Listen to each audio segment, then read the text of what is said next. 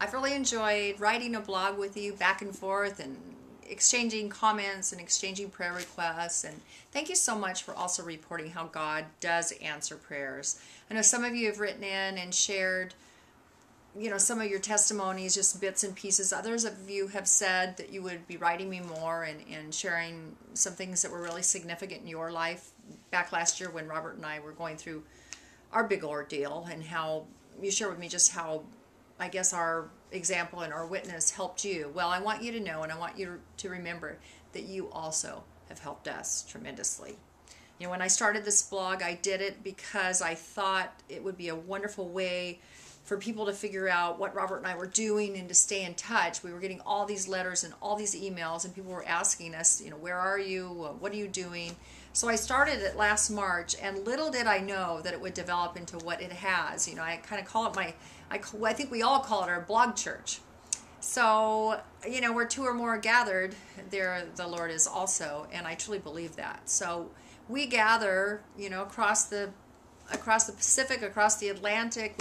We gather all over the world via this blog, and I can see that we're becoming really, cohesive bunch. I know there's a lot of people that do not comment, that are out there listening and reading the blogs, and that's just fine. That's great.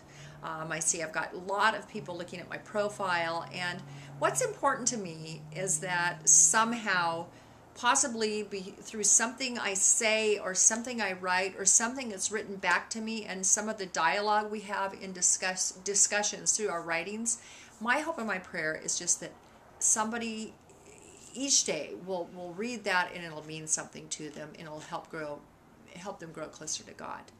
I wanted to talk a little bit more about Robert's book, Leaning into God When Life is Pushing You Away. I have it right here, actually. I don't know how well you can see that. But Robert's on his way back from the 700 Club today. I pick him up at the airport tonight. He went to discuss this book, and it's coming out November 12th, which is really exciting. And someone told me just recently, I believe it was yesterday, that if you pre-order it on Amazon, you actually get $5 off. So I think instead of $22 or $22.50, something like that, I believe the pre-order is $17. Plus you get it in the mail before the release date of November 12th. So starting next week, I'm going to be discussing this Leaning into God When Life is Pushing You Away. I'm really enjoying this book a lot. I started it last week, and I'm really getting a lot out of it. Unlike a lot of Robert's books, I have not read it yet. Most of his books I read as he goes along. I help him proof and read the galleys. Well, I haven't done that, so I'm excited. I just want to share with you today something that I did last night, which was so fantastic. Through the Gathering community in Orange, that's my son Bobby's church, Bobby and Hannah's church, and also the St. Patrick's Project, which work closely together. They're one and the same thing in many, many ways. We went over to the Grandma's House of Hope, which is a 16-bed home which helps women in transition. For example, one woman had just lost her home, and she was new to the home, and it is a home. It's a beautiful home with 16 beds and a cook who's also the house mom, and they do group therapy and they do job placement, and it's just an amazing thing. But one of the things the Gathering the Gathering and the St. Patrick's Project are doing is weekly, on every Wednesday, we send a group of ladies over there for a special project. It usually starts with a Bible study, or I should say it always starts with a Bible study, and reminding the women of how much God loves them, and how, even though they're going through tough times, that God's with them if they ask Him, and if they reach out in prayer and in thanksgiving, ask Him to be right there with them. So last night, not only did we do a Bible study, but we got to carve pumpkins. Of course, with Halloween here and all, and I don't know, some of you don't celebrate Halloween in different countries, and also I know some people don't celebrate Halloween, but we do, and it's a fun thing. It's been such a fun thing since I was a little kid. Well, last night we carved pumpkins with these gals, and it was like carving pumpkins with my children when they were little.